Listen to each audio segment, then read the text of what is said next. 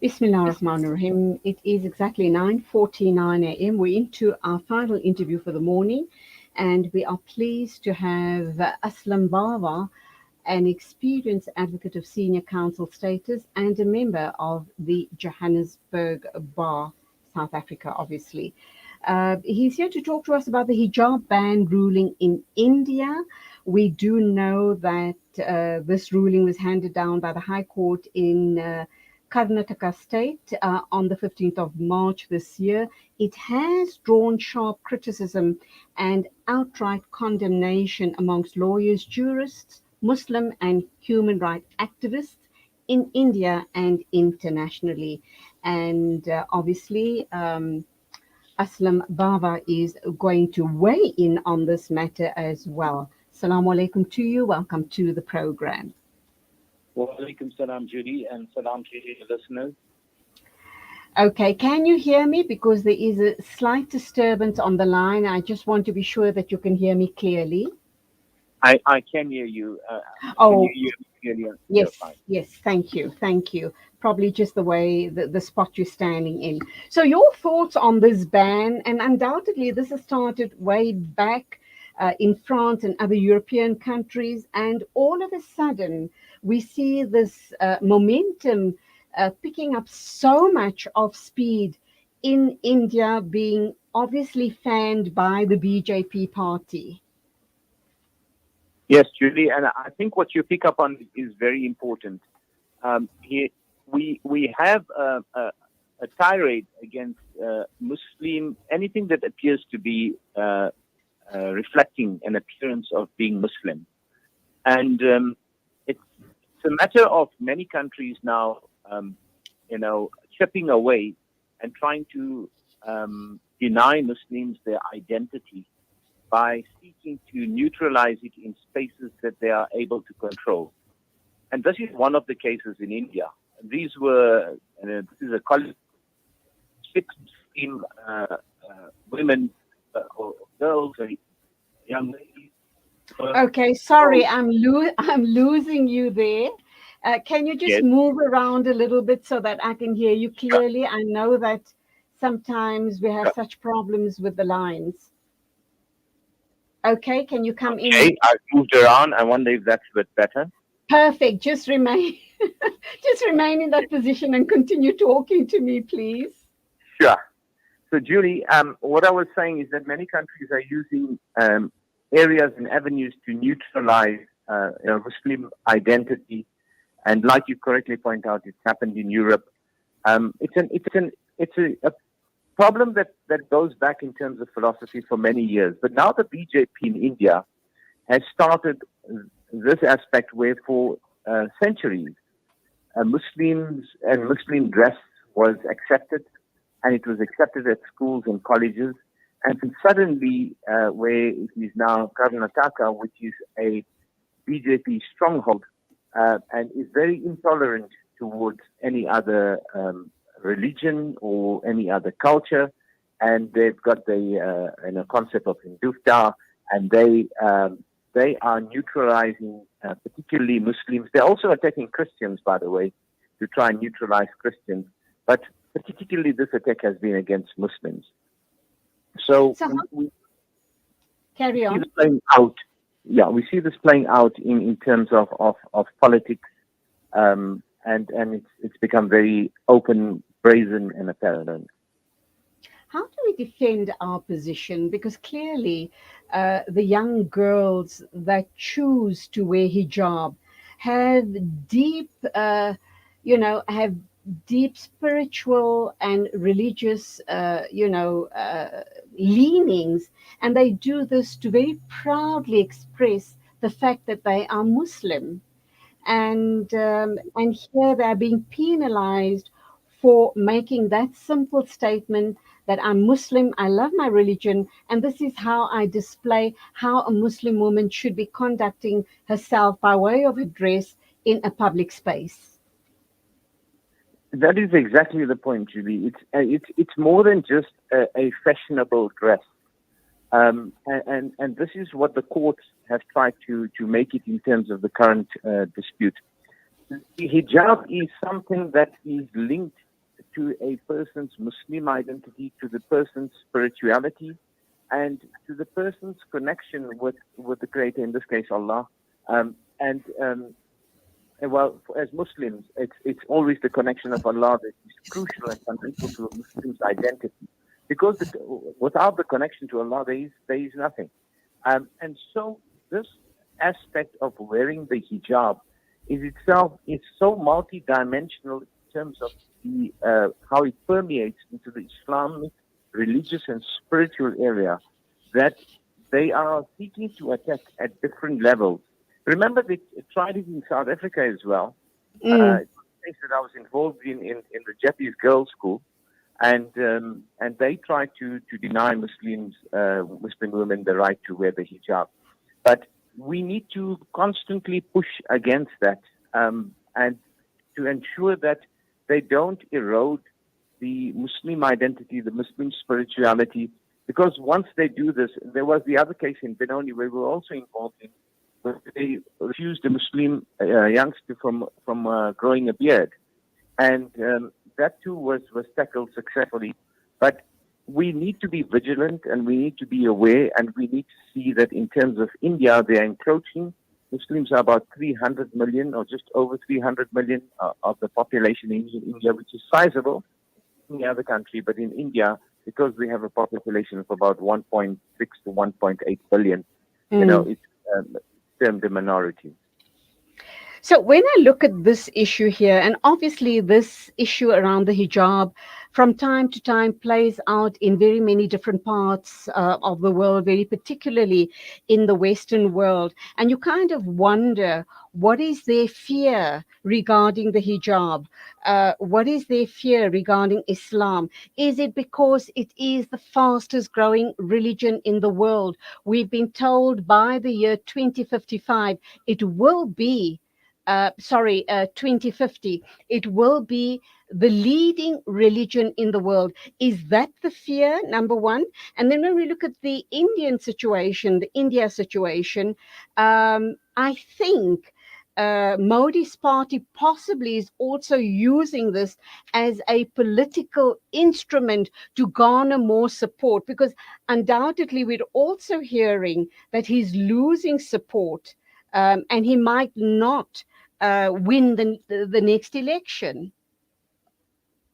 Yes. So, Judy, just coming back to what's happening in the world, what's happening in the world is very historical. If you go back to the Crusades, and if you go back to even prior to that, remember the Muslims occupied part of Europe, and quite a bit of Europe. For example, Sicily was Muslim. South of France was Muslim. So what they want to do is they have got a very, and I term this a bigoted view, and it's also historical, where they want to exclude as a power base Islam coming to the fore. Remember, when Islam ruled, it was of such a magnificent rule that people were threatened, and they still feel threatened. And that is what the play is to say the otherness. These people are other than us. We are a different identity. And that is sort of born into a superiority cult, and it's being promoted throughout the world. You will recall that, for example, the United States under Donald Trump had a ban on Muslims entering the country, any immigrants.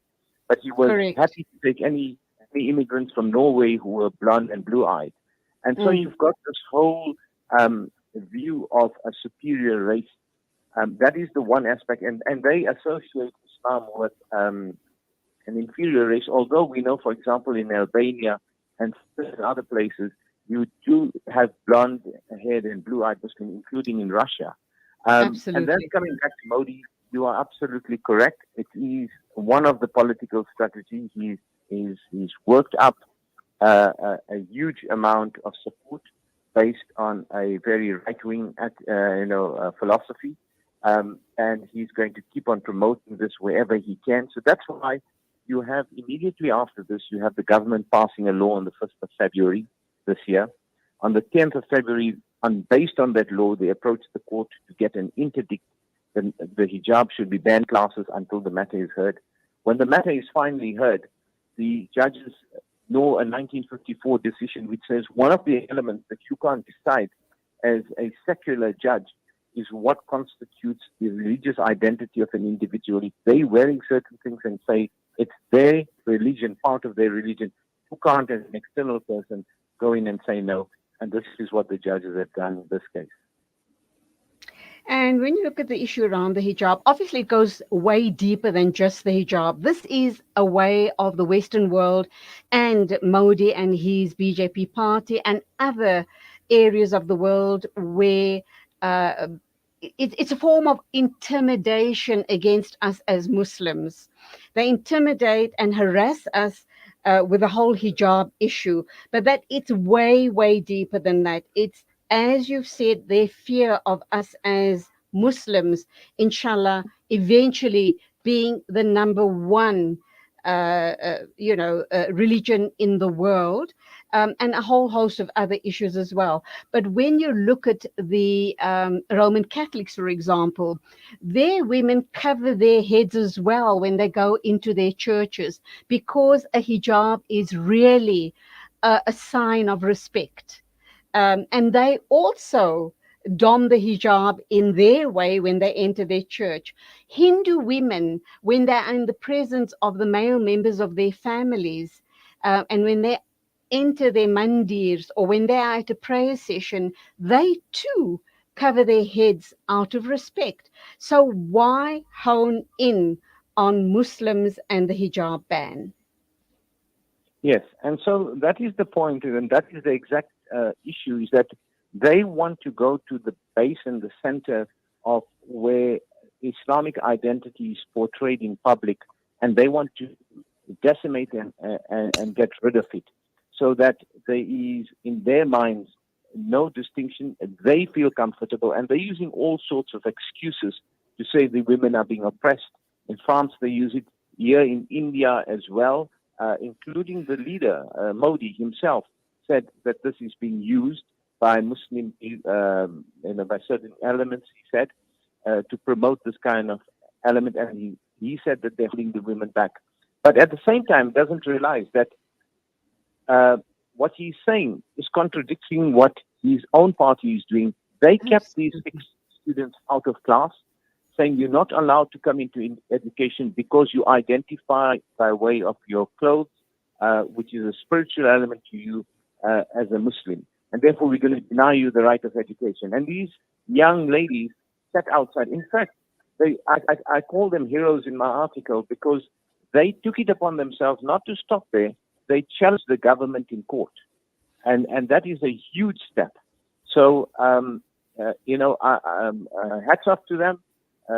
And I think what's happening there is that the Muslims are not just sitting back. So you will see that there is an engagement by way of writings, engagement by way of protest, engagement by way of intellectual debates to try and get the message across. So inshallah, like you say, this creates an environment where we are able to put our views across, where we are able to stand our ground and be able to tell people that, look, you may have what you perceive as your lifestyle and your dress code.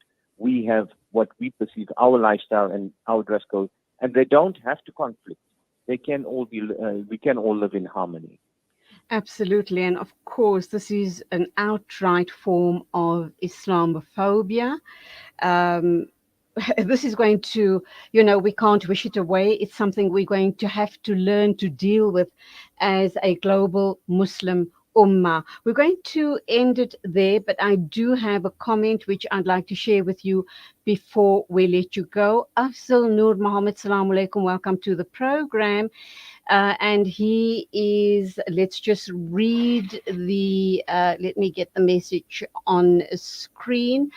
Afzal says, one has to ask, why does the Gulf states and Saudi still have ties with India? Brilliant question. And do not speak out. They are obviously Zionist states and part of the crusade against Islam. Your thoughts, Advocate Aslam Bava? Yes.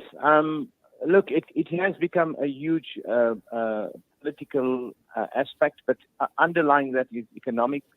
And we must not be fooled, and this is becoming more and more apparent, we must not be fooled that the rulers have Muslim names, Arabic names, that they are necessarily doing what's in the interest of Islam.